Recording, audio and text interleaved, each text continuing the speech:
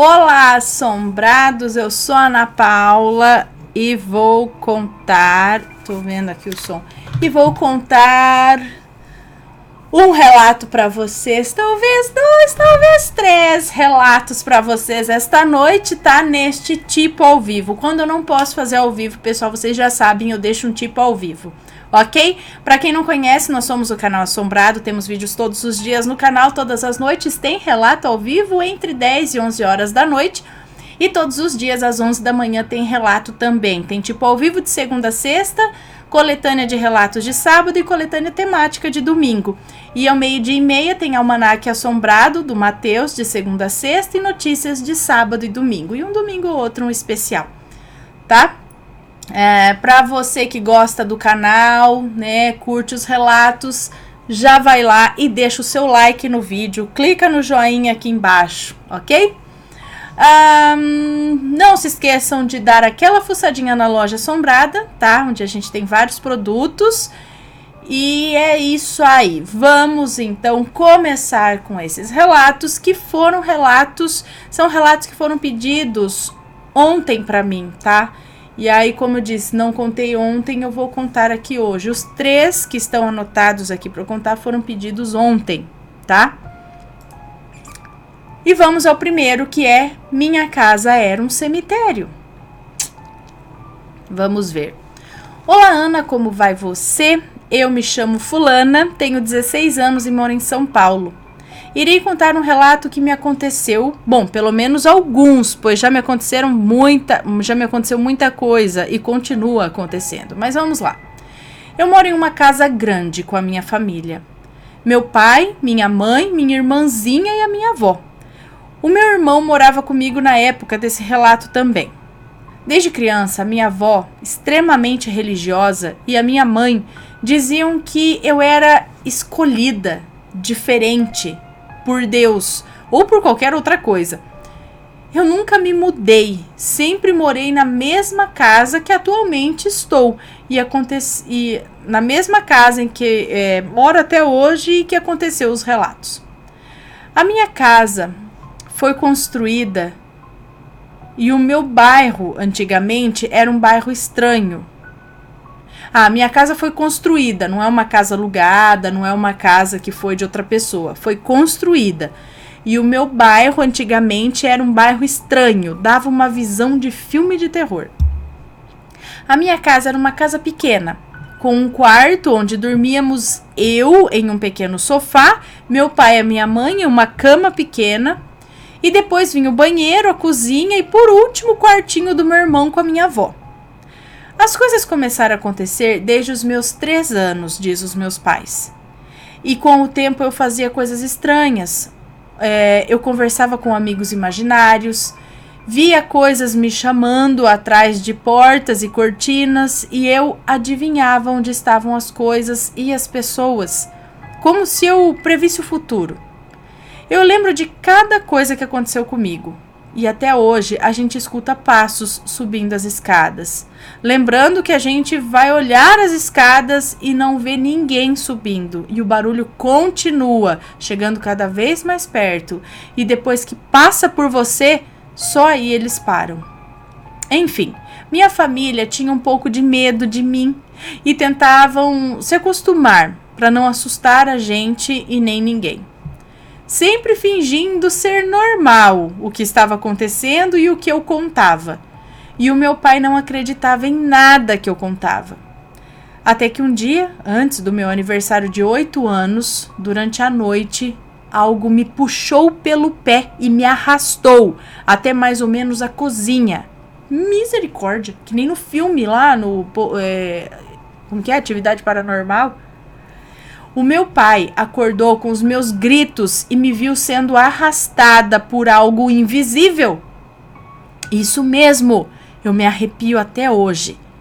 Ele me pegou e aí tudo parou.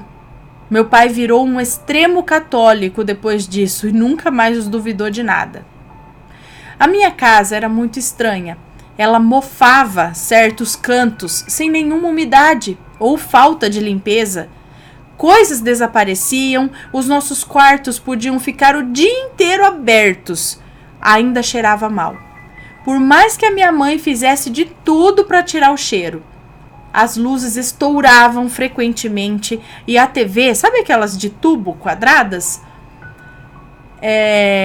Aquelas TVs que você chegava perto, o braço arrepiava os pelinhos quando você encostava? Então, ela mudava de canal sozinha e ligava sozinha também. Ela mudava para canais de tragédias e canais gospel. Aqueles canais de igrejas, tirando as coisas dos outros.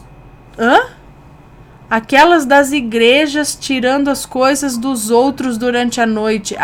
Que vai fazendo oração e expulsando os demônios, é isso. E eu acordava sempre com o pastor fazendo exorcismos. A gente nunca teve o controle daquela televisão.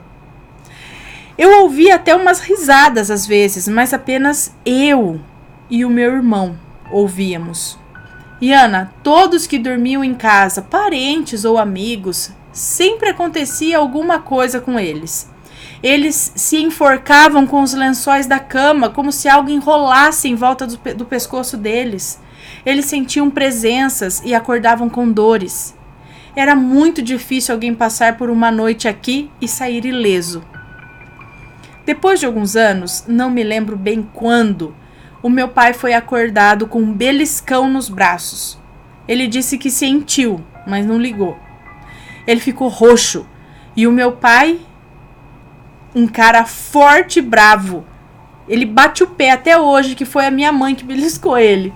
Mas a minha mãe estava abraçada comigo a noite toda, não tinha por que a minha mãe beliscar o meu pai. Com 14 anos eu decidi ir para a Umbanda, buscar ajuda, pois eu já não aguentava mais. Depois de trazer alguns médiuns em casa, descobri que tinha um espírito de um homem. Ele tinha roupas antigas e assombrava a casa, porque ele foi enterrado embaixo dela. Após saber disso, eu pesquisei mais por tudo o que acontecia. E era por conta de um antigo cemitério que antigamente servia como cemitério clandestino de um hospital que era próximo aqui. Era um hospício, onde os familiares esqueciam seus entes queridos, que não eram tão queridos assim, pois esqueciam deles, né? E eles enterravam aqui, com poucas lápides, que a minha casa foi construída em cima. Isso mesmo! Tem vários defuntos embaixo da minha casa, indigentes. Inclusive espíritos, e por conta de condições financeiras ainda moramos aqui e não contamos disso para ninguém. Enfim, por eu ser pura de espírito e eu era uma criança sem medo, extrovertida, isso ajudou e eu fui e sou uma boa forma para o mundo espiritual me usar, vamos dizer assim, para eles conversarem comigo.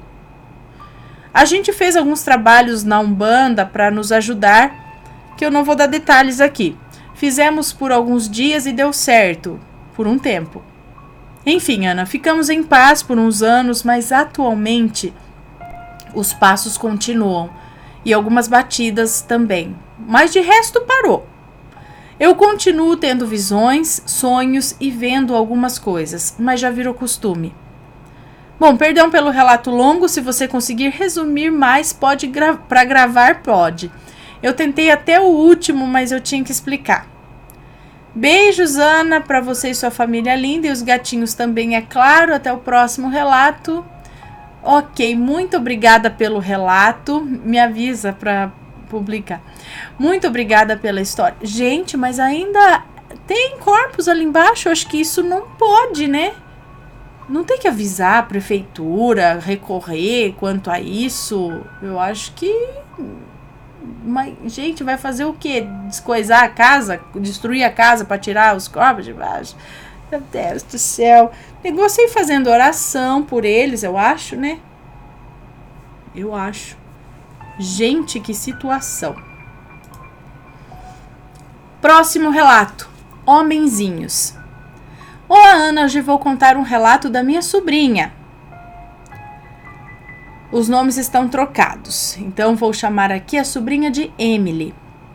Emily, desde pequena, dizia que via uns homenzinhos pequenos de roupa verde e marrom, cara de velho, cabeça grande pro corpo, sempre chamando ela com as mãos, mas nunca falavam nada, apenas gesticulavam com as mãos a chamando.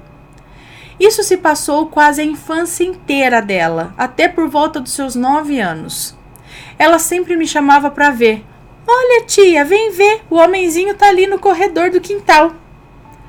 Ele sempre aparecia quando ela estava sozinha. Já apareceu no telhado da casa, na frente da casa, na parte de trás do quintal da casa e dentro de casa também, mas só quando ela estava sozinha. E sempre, sempre mesmo, todas as vezes, ele a chamava com as mãos. Eu tenho um relato desse no sítio, gente, um menino me contou isso. Hoje ele é adulto. Enfim, e ela sempre corria para me dizer, tia, ele tá ali, vem ver. Eu sempre falei para ela não ir e vir me chamar sempre que o visse, até que os pais dela se mudaram para a casinha deles, que havia ficado pronta, e eu demorava um pouco a vê-la, pois passou a morar muito longe de mim. Mas uns meses depois eu a encontrei, e a primeira coisa que ela me falou foi que os homenzinhos continuavam aparecendo para ela.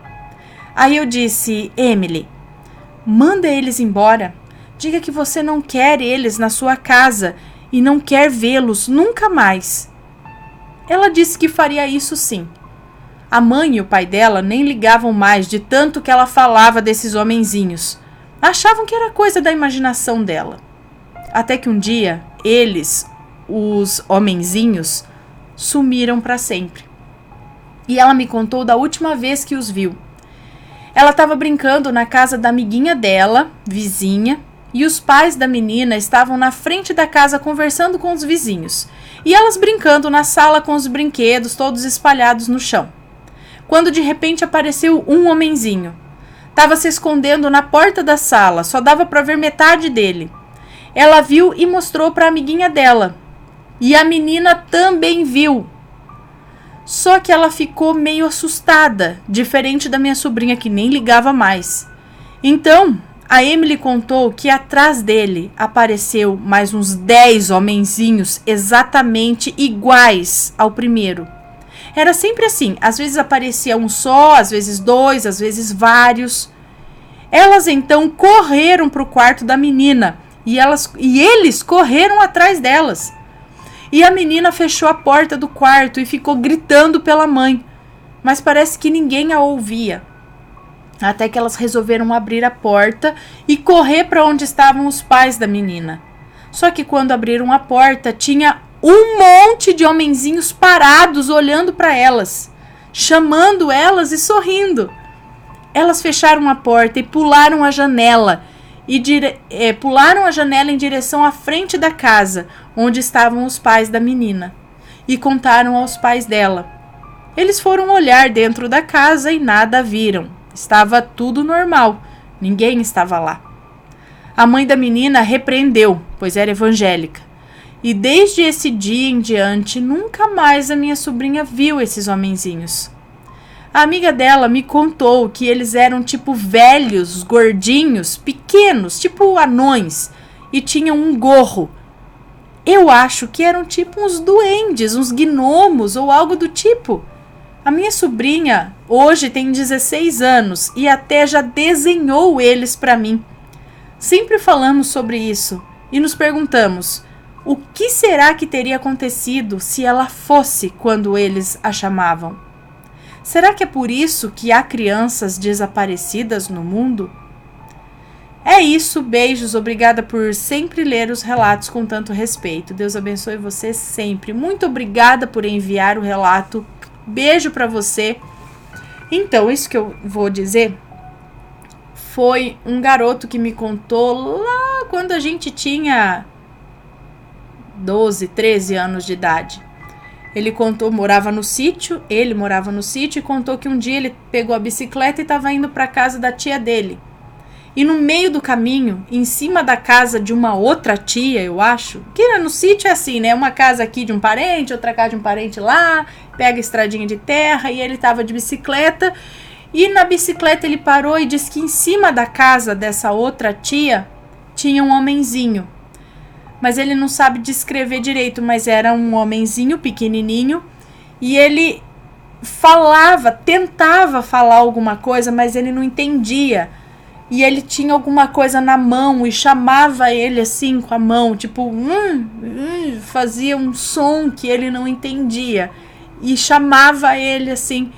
Ele conta que largou a bicicleta no meio da estrada e saiu correndo, largou a bicicleta, saiu correndo para casa da tia dele. Chegou lá, super assustado, contando o que ele tinha visto, e pediu para ela voltar com ele para pegar a bicicleta que ele largou no meio do caminho. Quando voltou, não tinha mais nada lá. Mas ele conta que era um homenzinho que estava em cima do telhado, segurava alguma coisa na mão, ou eram os dedos, não sei, mas ele chamava assim também. Mas ele não sabe dar maiores descrições, ou na época eu não me lembro quanto a roupa, feição, cor, só sei que era pequenininho e chamava ele com a mão. E estava em cima do telhado, na casa. O que será? Seriam gnomos, duendes? Será que eles só querem brincar? Raptar? O que é? Pra onde? Levar pra algum lugar? Não sei. Mas eles sorriam, até que eram amigáveis, né? Não sei, gente, não sei. Vamos pro último relato da noite, que é: vi meu pai em casa, mas ele não estava lá. Oi, Ana, meu nome é fulana e aqui está o meu relato. Eu tinha por volta de 20 anos.